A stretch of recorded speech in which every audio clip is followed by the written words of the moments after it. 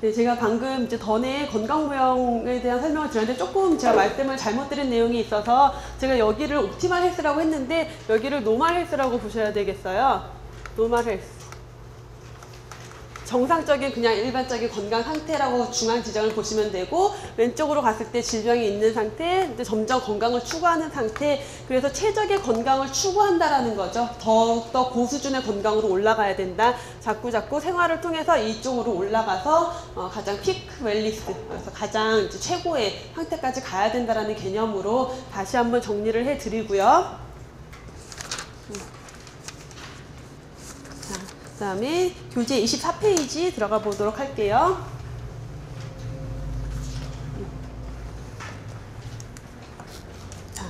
건강과 질병에 대한 접근에서 방금까지는 우리가 건강에 대한 정의를 봤어요. 근데 이제는 건강과 질병이 어떤 관계를 통해서 어떻게 발생하느냐를 이제 정의하고 있는 내용들이고, 자, 이런 건강과 질병에 대한 접근이 건강에 대한 개념이 바뀌면서 질병에 대한 접근도 달라졌겠죠.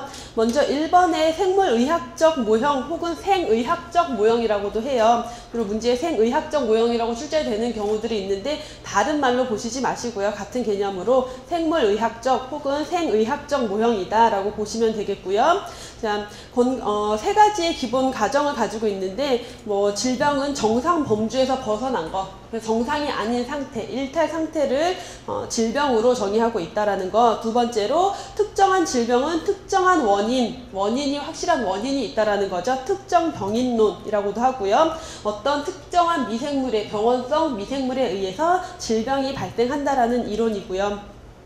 세 번째로 모든 질병은 보편적인 형태를 가진다라는 거. 그래서 질병의 증상과 과정, 그런 것들이 동일하게 발현한다. 왜냐? 똑같은 미생물이 병의 원인이니까 똑같은 증상이 나타날 거다라는 특정 원인론에서 나온 거죠. 그래서 이런 특정 원인론 생물의학적인 것들 모형은 건강과 질병을 딱 이분법으로 나누고 있어요. 병원균에 감염이 돼서 정상 상태에서 벗어났으면 질병 상태, 감염되지 않았으면 건강한 상태, 이분법. 그래서 이원론적인 개념, 그래서 우리가 보건행정에서도 했지만 데카르트의 그런 심신이원론의 기초를 두고 있다라는 특성을 가지고 있어요. 그래서 건강과 질병을 판단할 때 절대적인 개념을 가지고 있다라는 것. 그 정도로 생의학적 모형을 보시면 되겠고요. 오른쪽으로 넘어와서 4번의 생태학적 모형을 좀 더 중요하게 볼게요. 레버 시어리 해서 지렛대 이론이라고도 하는 생태학적 모형에는 병원균뿐만 아니라 환경이라는 개념이 추가됐죠. 그래서 클락이 얘기했던 병인, 숙주, 환경, 이 세 가지 요소에 의해서 질병이 발생한다라는 개념을 가지고 있어요.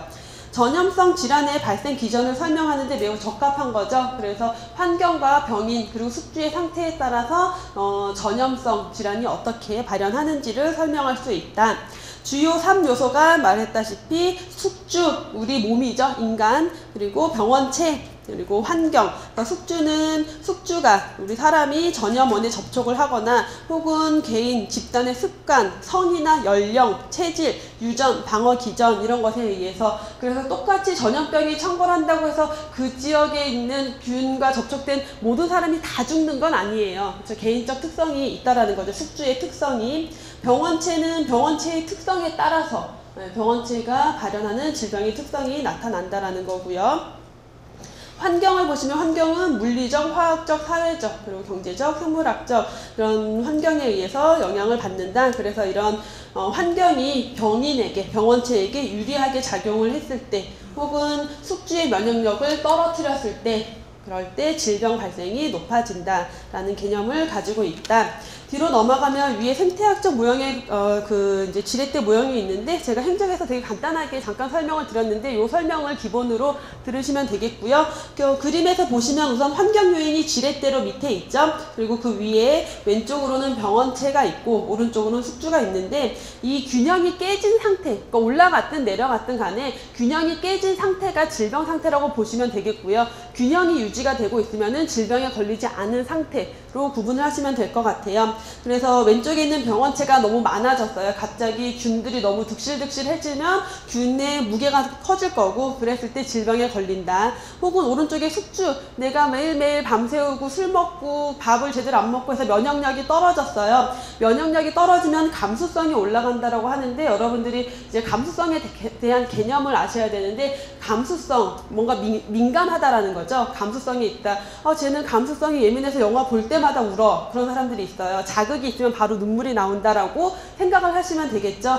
병원균이 딱 오면은 질병에 걸리는, 반응을 하는, 균에 반응을 하는 게 감수성이 있는 상태예요. 그래서 감수성이 올라갔다라는 것은 질병 발생 위험이 더 높아진다라는 개념을 가져주시면 되겠어요. 결국 숙주가 면역력이 떨어졌다, 문제가 발생했을 때 감수성이 올라가기 때문에 질병 발생 위험이 더 높아진다라는 거.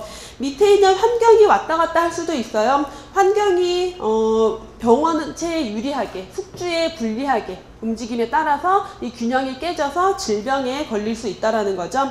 그래서 숙주가 약화되는 환경이라 하면 뭔가 지금처럼 겨울철이 됐을 때, 혹은 너무 습한 지역에 있거나 인간의 면역력을 떨어뜨리는 환경이라던가 그랬을 때 숙주의 감수성을 높일 수가 있겠고, 병원체가 강화되는 환경, 습한 그 여름철 습해서 균이 잘 살 수 있는 그런 환경이 조성이 되었을 때 라든가, 그럴 때 이제 전염병이 발생할 수 있다라는, 그래서 전염병 발생을 설명하는데 가장 좋은 모형이 바로 이 지렛대 모형이다라고 보시면 되겠고, 27페이지에 총체적 모형이 있는데 전인적 모형이라고도 하고요. 같은 개념으로 보시면 되겠어요. 총체적 모형, 전인적 모형, 전체적으로 본다라는 거예요. 하나하나 떨어뜨려서 보는 게 아니라 건강, 그리고 사람을 총체적으로, 전인적으로 본다라는 개념이겠고요. 설명을 보시면 질병은 환경, 그리고 행태적인 요인, 다시 말해서 행태적인 요인이라는 건 생활 습관을 얘기하겠죠. 생활 습관과 관련된 이런 것들이 복합적으로 작용해서 발생한다는 이론이 총체적 모형 혹은 전인적 모형이 되겠고, 주요 요소에 보면은 환경, 생활 습관, 그리고 그 개인의 생리적 특성, 그리고 보건의료 시스템. 이거 어디서 봤어요? 그렇죠. 헬스필드, 랄론드의 헬스필드에서 나온 얘기죠. 그래서 랄론드의 헬스필드 보건의 장 이론으로부터 나온 게 바로 총체적 모형 혹은 전인적 모형이다라는 거 기억해 주시면 되겠고, 자, 기타 건강 모형에 대해서 되게 많이 설명이 있는데 이 내용들은 좀 넘어가도록 할게요. 자, 넘어가서, 자, 4번에 공중보건학의 역사 나오고 있어요. 여러분들이 좀 지루하지만 외워야 될 것들, 참 외우기 난해한 내용들이겠고요. 이 공중보건학의 역사가 과거에는 자주 출제가 됐었고요. 최근에도 간간히 출제가 돼요. 가끔씩. 그래서 그냥 넘어갈 수는 없는 내용들이고, 먼저 보시면은 고대기, 중세기, 그리고 근세기, 근대기, 현대기 이렇게 발전을 쭉 해오고 있죠.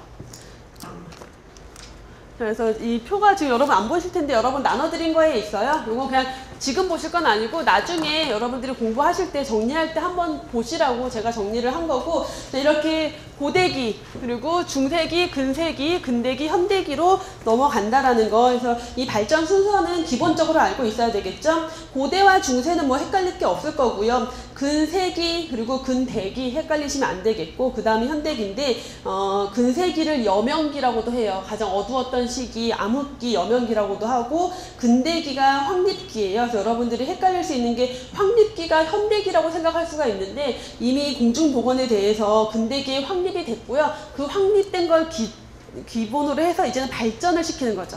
그래서 확립기가 먼저고 그 다음이 발전기다라는 거 헷갈리지 마시고, 발전 내용 보면은 고대기, 기원전에서 500년까지 보고 있고요. 히포크라테스가 나오고 있어요. 그래서 히포크라테스는 그 고대기에는 어때요? 질병이 이제 신의 어떤 전염병이 들어왔을 때 신의 저주라고 많이 생각을 했었죠. 천벌설, 저주, 점성설 막 이런 게 있었는데, 히포크라테스는 이제 의학의 아버지죠. 그래서 질병 발생에 대해서 어떤 원인이 신의 저주가 아니라 자연적인 요인, 뭐 기후라던가 혹은 물리적인 환경이라던가 이런 것들이 영향을 미쳐서 질병이 발생한다라고 제시한 사람이 바로 히포크라테스예요.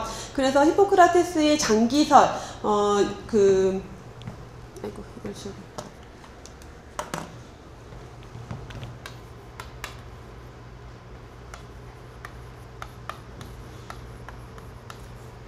자, 미아스마 시오리 해서 장기설, 혹은 영어로도 출제된 적이 한 번 있었어요. 같이 기억해 주실게요. 장기설이에요. 미아스마 시오리 띠오리인데, 자, 이 장기설은 뭐냐? 사람이